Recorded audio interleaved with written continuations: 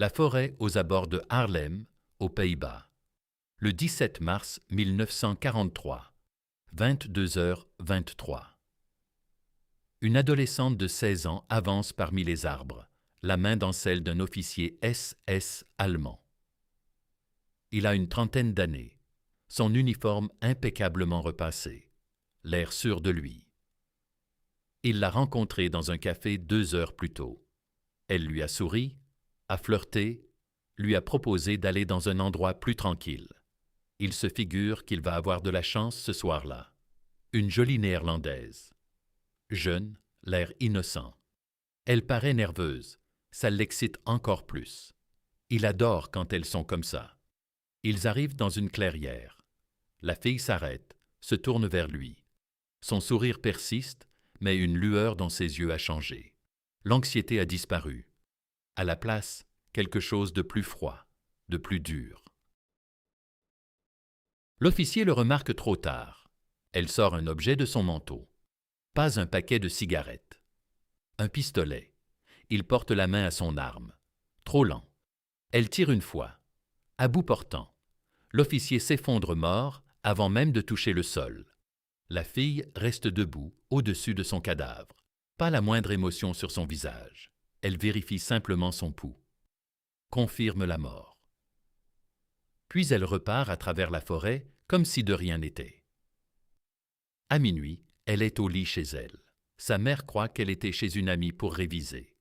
Ce n'est pas le premier nazi qu'elle a abattu. C'est le 8e, et cela fait 2 ans qu'elle opère ainsi. Elle s'appelle Truus Oversteegen. À 16 ans, elle figure parmi les assassins de la résistance les plus redoutables des Pays-Bas. Truus Manger Oversteegen, née le 16 août 1923 à Haarlem, aux Pays-Bas. Elle grandit dans la pauvreté. Son père les abandonne quand elle a 6 ans. Sa mère, Freddy, élève Truus et sa petite sœur Annie toute seule. Les temps sont difficiles, avec la dépression, sans argent ni perspective. Elle subsiste grâce à la charité, aux aides sociales et à une détermination farouche. Mais Freddy n'est pas seulement démunie. Elle est engagée politiquement, communiste, militante. Elle défend la justice, combat les inégalités et l'oppression. Elle inculque ses principes à ses filles. À 10 ans, Truus accompagne déjà sa mère à des rassemblements politiques, écoute des discours sur les droits des travailleurs et la lutte contre le fascisme. Mai 1940, l'Allemagne envahit les Pays-Bas. L'armée néerlandaise résiste 5 jours avant de capituler. Le pays passe sous occupation. Des soldats allemands pullulent partout. Des drapeaux nazis flottent sur les bâtiments officiels. L'occupation s'impose avec brutalité, rapidité et efficacité. Freddy Oversteegen voit son pays sombrer. Elle observe les nazis défiler à Haarlem. Elle prend une résolution. Elle va se battre et elle va apprendre à ses filles à en faire autant. Truus a 16 ans au début de la guerre. Annie en a 14. Leur mère les réunit, leur explique la situation. Les nazis sont le mal incarné. Ils tuent des gens. Juifs, communistes, combattants de la résistance, tout opposant. Il faut riposter. Elle interroge ses filles. Voulez-vous m'aider? C'est périlleux. On peut y laisser la vie, mais c'est indispensable. Truus répond sans hésiter, oui. Annie aussi. Ce sont des adolescentes. Elles devraient se soucier de l'école, des garçons, des tracas ordinaires de l'âge. Au lieu de cela, elles intègrent la résistance. Freddy entre en contact avec le Conseil de la Résistance, la Raad van Verzet, un réseau clandestin qui coordonne l'opposition à l'occupant. Ils ont besoin de gens, de jeunes surtout, des personnes que les Allemands ne suspecteront pas. Le chef de la résistance examine Truus et Annie, 2 gamines de 16 et 14 ans. Il doute. Qu'est-ce qu'elles peuvent accomplir? Ce sont des enfants. Freddy rétorque que les enfants passent inaperçus. Les Allemands ne les perçoivent pas comme des dangers. Elles franchissent les barrages, transmettent des messages, acheminent des armes, réalisent des tâches impossibles pour les adultes. Le commandant accepte de les tester. Leur confie des missions basiques, porter des courriers, déplacer des fournitures. Les sœurs se révèlent à la hauteur. Intelligentes, prudentes, courageuses, elles évitent toute erreur. 6 mois après, le commandant leur assigne des opérations plus ardues. Du sabotage. Elles font sauter des voies ferrées, sectionnent des lignes de communication, volent des armes dans des dépôts allemands. Truss excelle dans ce domaine. Elle est intrépide. Ou peut-être ignore-t-elle simplement le risque. À 16 ans, la mort paraît lointaine, irréelle. Elle assume des périls qui effraieraient un adulte. Annie est plus mesurée. À 14 ans à peine, elle saisit moins les enjeux, mais elle suit sa sœur et lui fait confiance. Elle forme une équipe soudée. Janvier 1942, le commandant de la résistance convoque Truss et Annie pour une entrevue. Il leur propose une nouvelle mission, inédite. Il leur demande. Quote 0. Truss ne saisit pas tout de suite. Tuer comme à la guerre, en abattant des soldats ennemis. Le commandant précise. Cote 1. Il marque une pause, observe les 2 adolescentes, ajoute Cote 2. Il repose la question. Cote 3. Truss y réfléchit. Elle a 16 ans. Elle n'a jamais ôté la vie à quiconque, jamais tenu une arme en visant un être humain. Mais elle repense aux nazis, à leurs exactions, aux juifs raflés et déportés, aux résistants torturés sans pitié, à son pays écrasé sous l'occupation. Elle répond. Cote 4. Annie, à son tour, acquiesce. Cote 5. À 14 ans, elle n'appréhende pas totalement les implications de son choix, mais elle fait confiance à sa sœur aînée. Le chef de la résistance les initie aux bases du tir, à l'approche discrète d'une cible, à l'art de se fondre dans la foule et à la fuite rapide. L'entraînement est rudimentaire, limité à quelques jours seulement, faute de temps. Puis il leur assigne leur première mission, un policier néerlandais collaborant avec les Allemands. Ce traître a fait arrêter 7 membres de la résistance au cours du mois précédent, tous exécutés sans délai. Il mérite la mort. Truss et Annie observent ses habitudes, mémorisent son emploi du temps. Chaque soir, il emprunte le même chemin solitaire dans un parc pour rentrer chez lui. C'est là qu'elles frapperont. Le 3 mars 1942, 20h30. Le policier traverse le parc. Truss et Annie attendent sur un banc, simples adolescentes riant et bavardant. Il ne leur accorde pas un regard, passe à côté. Truss se lève, le suit, le rattrape et l'interpelle. Cote 6. Il se retourne, aperçoit une fille de 16 ans au sourire innocent. Il commence à lui indiquer le chemin. Truss sort alors le pistolet de son manteau et tire 2 fois en pleine poitrine. L'homme s'effondre. Truss et Annie s'enfuient à travers le parc vers les rues, se séparent pour se retrouver plus tard dans une maison sûre. Elles viennent d'accomplir leur premier assassinat. Des adolescentes qui ont ôté la vie à un homme. Truss s'attend à une vague d'émotions. Culpabilité, effroi, regret. Rien ne vient. Seulement un soulagement immense que ce soit terminé, qu'elle n'ait pas failli, qu'elle s'en soit sortie indemne. Le responsable de la résistance est stupéfait par leur efficacité. Les sœurs démontrent leur capacité et il leur confie d'autres cibles, collaborateurs, traîtres en tout genre. Truss et Annie deviennent l'équipe d'assassinat principale de la résistance. Au cours des 3 années suivantes, Truss élimine au moins 45 personnes, peut-être davantage. Le chiffre précis reste controversé. Certains sont abattus d'une balle, d'autres par des moyens variés. Poison, acte de sabotage ou mise en scène d'accident. Annie en tue moins, une vingtaine peut-être, plus réticente en raison de son jeune âge, mais elle suit fidèlement sa sœur et accomplit l'essentiel. Elle peaufine une technique signature, l'appât du miel. Truss aborde des soldats allemands ou des collaborateurs néerlandais, les séduit, propose un rendez-vous intime. Les hommes acceptent toujours, flattés par cette jeune beauté consentante. Ils imaginent un coup de chance et la suivent dans un lieu isolé. Bois, ruelles, immeubles vides. Là, Annie surgit, où Truss dégaine son arme. La cible tombe, les sœurs s'évanouissent dans la nature. Cette méthode triomphe grâce au mépris des Allemands, des gamines inoffensives, sans menace apparente. Les victimes ne les perçoivent comme un danger qu'au dernier instant. Une exécution marque Truss à jamais. Un officier allemand des SS, de haut rang. La résistance exige sa suppression. Truss se porte volontaire. Après des dizaines de missions, cela devrait être banal.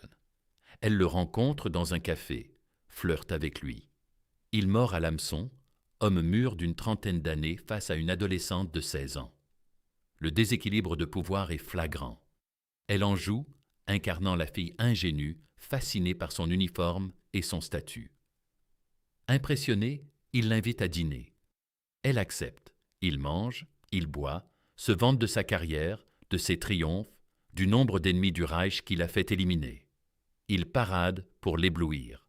Truss écoute, sourit, rit à ses plaisanteries. Intérieurement, elle planifie le moment, le lieu. Elle propose une promenade pour prendre l'air. Il accepte. Il s'enfonce dans la forêt. C'est alors qu'elle sort l'arme. L'officier la voit, comprend le piège. Tendu par une gamine de 16 ans. Son expression, choc, incrédulité, honte.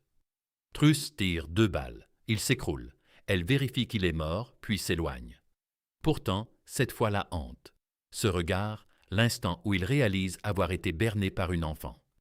Des années plus tard, Truss avouera que ce souvenir la poursuit. Non pas le meurtre, elle n'a jamais regretté d'avoir tué des nazis.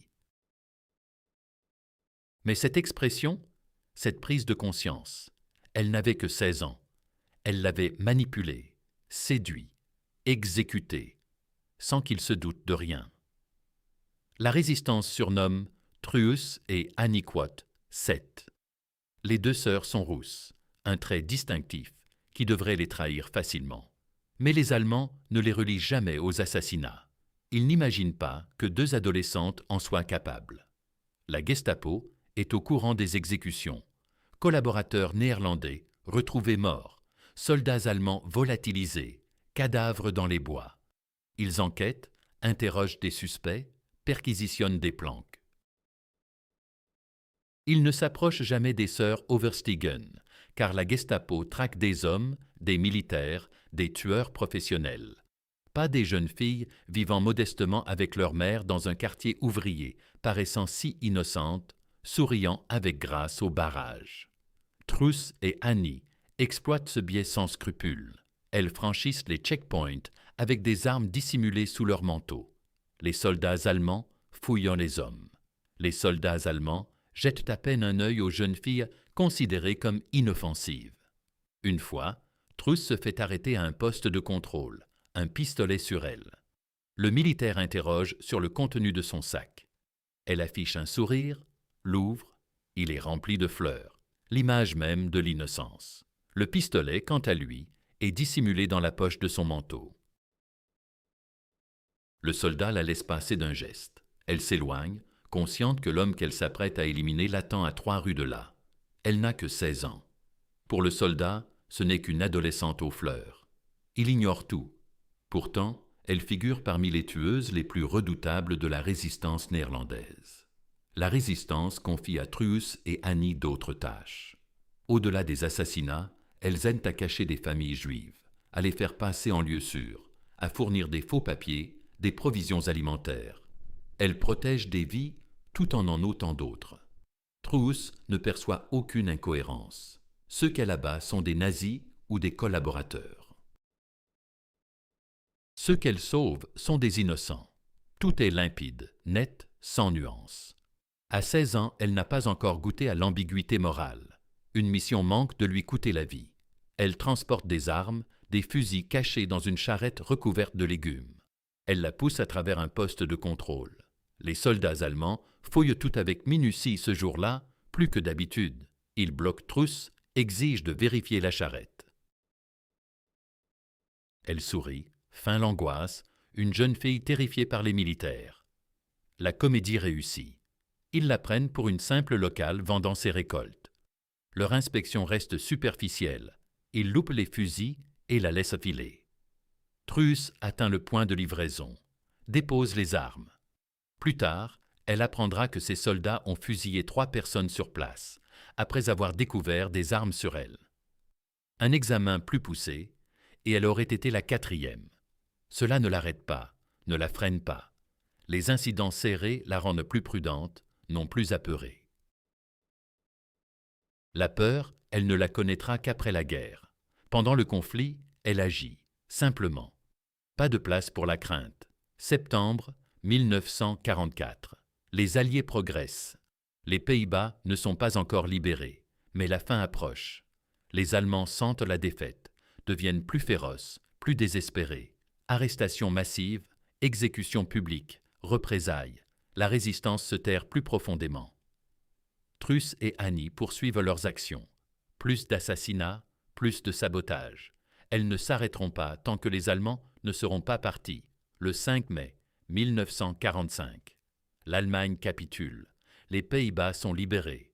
L'occupation prend fin. Truus a 21 ans. Annie en a 19. Elles combattent dans la résistance depuis 5 ans. Elles ont éliminé des dizaines de personnes, en ont sauvé autant. La guerre s'achève. Et après? Le gouvernement néerlandais célèbre les résistants. Médailles, hommages, défilés. On propose à Truus et Annie des logements honorifiques. Elles déclinent. Pas d'envie de jouer Guangdong, pas de reconnaissance publique. Elles désirent juste rentrer chez elles, vivre normalement, effacer la guerre. Mais l'oubli est impossible. Truus a ôté au moins 45 vies. Elle a vu des amis périr, des civils exécutés, 5 années d'occupation et de violence. Cela ne s'efface pas. Elle peine. Impossible de garder un emploi. Impossible de sustaining des relations. La guerre l'a transformée, rendue dure, méfiante, toujours à évaluer les dangers, toujours parée au combat, inutile en temps de paix. Elle se marie, a des enfants, divorce, se remarie, affronte un traumatisme post-guerre avant qu'on ne le nomme PTSD, cauchemar, réminiscence. Elle revoit les visages des hommes qu'elle a tués. Elle se remémore le regard de l'officier SS. L'instant où il a compris. Pendant des décennies, Truus garde le silence sur la guerre, ne révèle rien à quiconque. Ses enfants l'ignorent, ses amis aussi. C'est une femme discrète à Haarlem, exerçant des métiers ordinaires, menant une existence banale. Sauf que non. C'est une femme qui a abattu des dizaines de nazis avant ses 21 ans, qui a fixé des hommes dans les yeux avant d'appuyer sur la détente, qui a appris à tuer adolescentes et a porté ce fardeau toute sa vie. 1985. Un journaliste met au jour l'histoire de Truus. Il enquête sur la résistance néerlandaise, tombe sur des mentions des filles aux cheveux roux. Il la localise, demande un entretien. Truus refuse d'abord. Elle a 62 ans. La guerre date de 40 ans. Elle ne souhaite pas en parler ni se souvenir. Le journaliste insiste. Les gens doivent savoir ce que tu as accompli, tes sacrifices, ton combat. Truus cède enfin. Dans un entretien, elle relate tout. Les assassinats, les sabotages, le sauvetage de familles juives, être armed à 16 ans, son premier coup, l'officier SS dans la forêt. L'article paraît, fait sensation. On peine à y croire. Des adolescentes tuant des nazis, cela ressemble à un roman, mais c'est authentique. Confirmé, attesté par d'autres résistants. Truus accède à une notoriété à contre-cœur. Elle ne la cherche pas, mais son récit se propage. Livres, documentaires, honneur du gouvernement néerlandais. Enfin, avec 40 ans de retard, 2014, Truus Overstegen a 91 ans. Le gouvernement néerlandais lui décerne la Croix de guerre de mobilisation, l'une des plus hautes distinctions militaires pour son œuvre de résistance, pour les vies sauvées, pour avoir lutté adolescente. Lors de la cérémonie, on demande à Truus « Regrettez-vous d'avoir tué ces hommes ?» Elle réfléchit longuement, puis répond « Non, je ne le regrette pas. C'étaient des nazis. Ils massacraient des innocents. Il fallait bien que quelqu'un les arrête. C'était nous. Nous n'étions que des gamines. Mais nous l'avons fait quand même. » On l'interroge encore. Quote 10. Truss affirme. Quote 11. Sans la moindre hésitation, elle ajouterait qu'elle recommencerait tout, car c'était indispensable, juste et vital, que quelqu'un se batte.